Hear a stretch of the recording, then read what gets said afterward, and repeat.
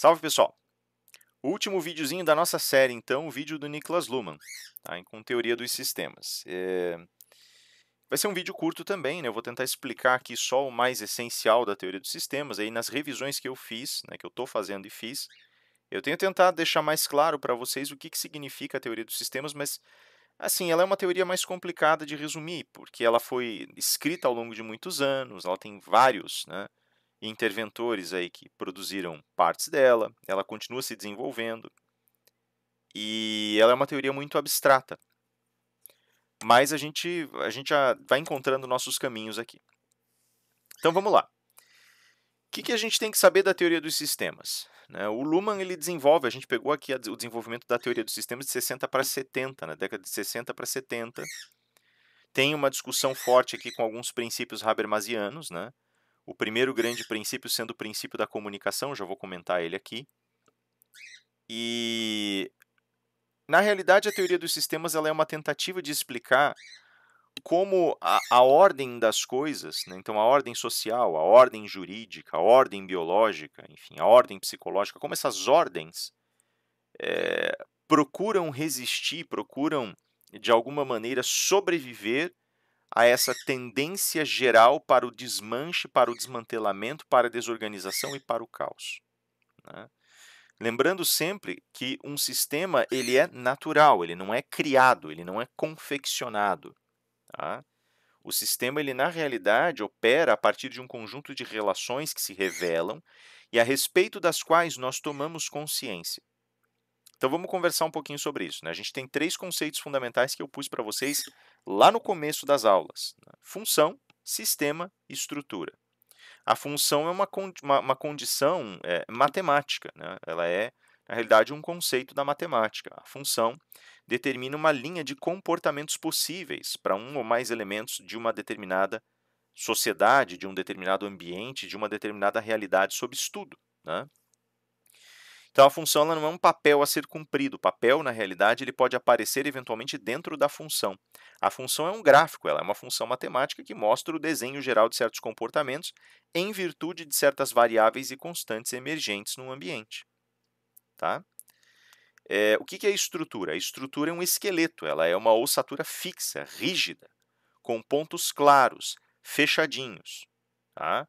Essa estrutura, basicamente, o desenho dela é um desenho bastante ortodoxo, porque ele se repete, né? Eu falei para vocês que existia ainda a possibilidade das estruturas passarem de fase, digamos assim, como se fosse uma fase A e uma fase B, né? Elas ficam mudando entre elas, de acordo com metaestruturas. Mas deixa isso de lado, isso é um conceito da epistemologia piagetiana que não vem ao caso discutir agora, né? Isso é mais para a psicologia piagetiana. Enfim, o que é o sistema, né? O sistema é um conjunto de elementos que existem de forma codependente e que estão sempre em constante movimento, apresentando um conjunto de transformações ao longo do tempo. Tá? Isso é um sistema. Veja que esses 3 conceitos eles mostram mais ou menos como nós começamos a perceber certas forças ordenadoras na natureza. Vamos começar a pensar então o processo dessa forma. Existe um confronto inicial que é o confronto entre sistema e ambiente. O ambiente é entendido como o universo todo, e o ambiente ele traz dentro de si todas as coisas possíveis. Então, todas as questões imprevisíveis e todas as incertezas também estarão presentes ali. Eventualmente, no meio desse caos original das coisas, certos padrõezinhos começam a aparecer.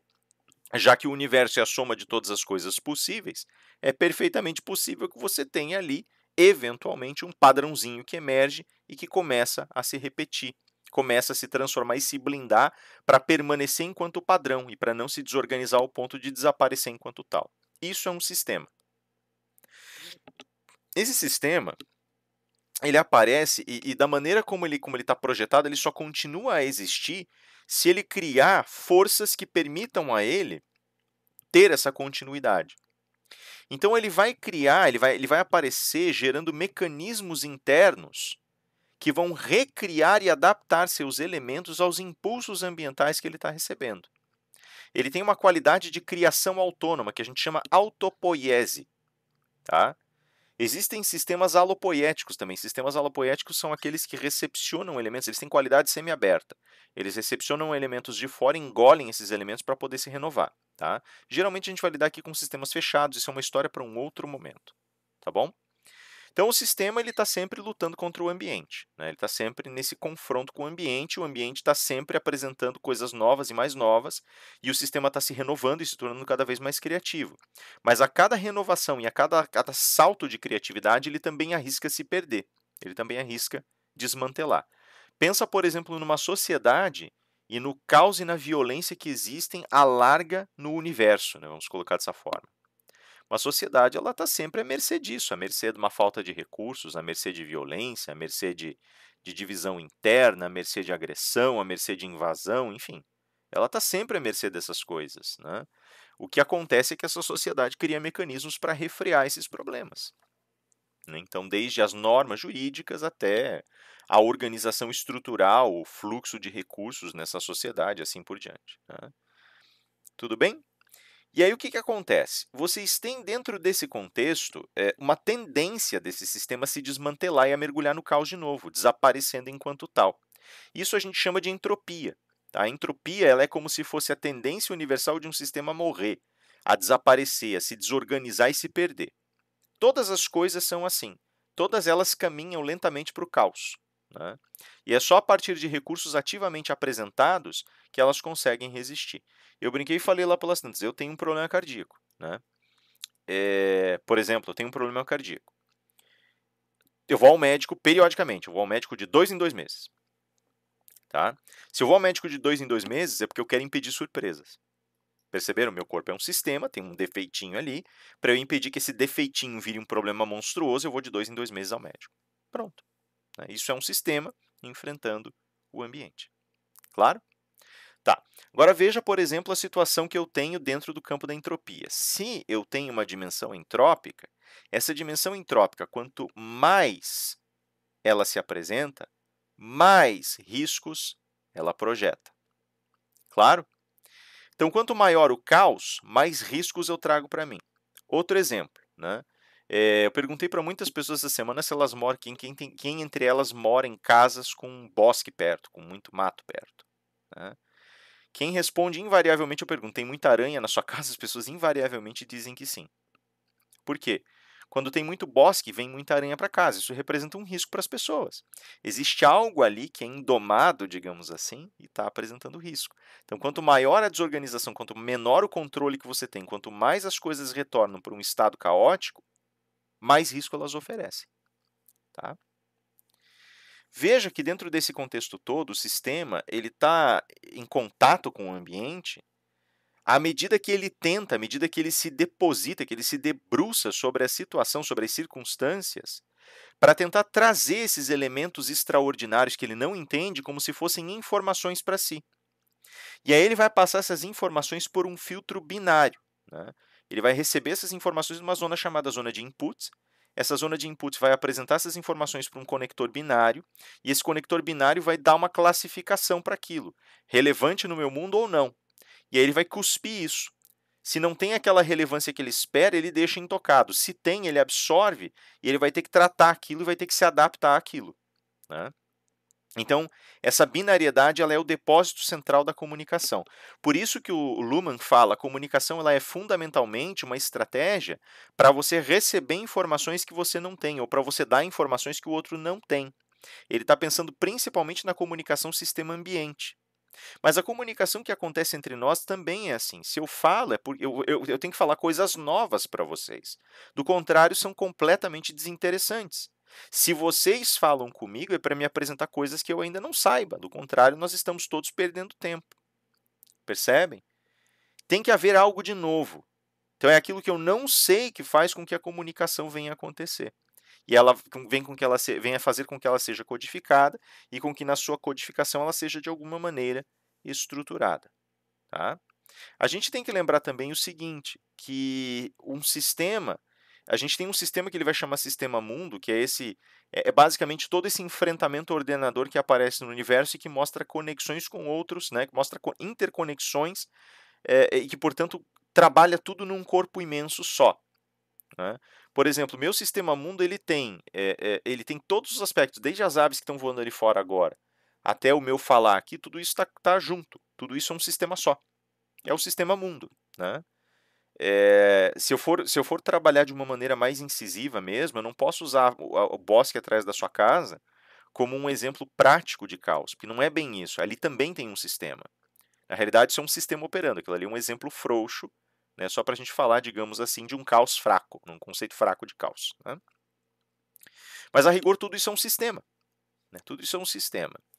E esse sistema, ele, de alguma maneira, se posiciona diante do ambiente absorvendo essas comunicações, mas, ao mesmo tempo, ele começa a demonstrar que ele precisa especializar essas informações, porque elas vão pertencer a certos campos que estão mais próximos e mais densificados em suas operações. Então, por exemplo, as aves estão voando lá fora. Elas têm mais em comum com os membros do seu bando e com outras aves do que elas têm comigo, né? A minha presença aqui faz com que elas não cheguem muito perto. O fato de ter uma construção aqui, um prédio, faz com que elas possam se alojar, andorinhas buraqueiras venham se alojar, por exemplo, nessas paredes. Enfim, né? Elas às vezes vêm espiar as minhas aves que estão aqui. Elas veem que tem comida, elas vêm às vezes quando está mais tranquilo, elas vêm para a janela para espiar e ver o que elas conseguem, né? Então, existe uma conexão. Só que o fato é que eu vou estudar aquilo lá como um sistema biológico. O Rafael pode ser estudado como um sistema biológico, né, da saúde ou não saúde do coração, da respiração, de tudo mais, mas também vai ser estudado dentro de um sistema social, e dentro de um sistema psicológico, e dentro de um sistema jurídico, e dentro de um sistema cultural, que nem sempre vai afetar do mesmo jeito essas aves que estão lá fora, esses animais e assim por diante, certo? Então, quando eu falo sobre esse projeto mais amplo, eu também tenho que entender que existe, dentro desse sistema universal, um conjunto de sistemas individualizados.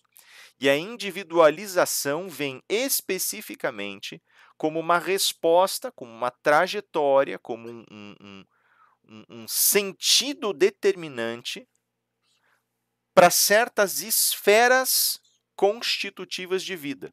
O sistema social é um sistema individualizado. O sistema econômico é um sistema individualizado e assim por diante. E o sistema de direito também é um sistema individualizado, né?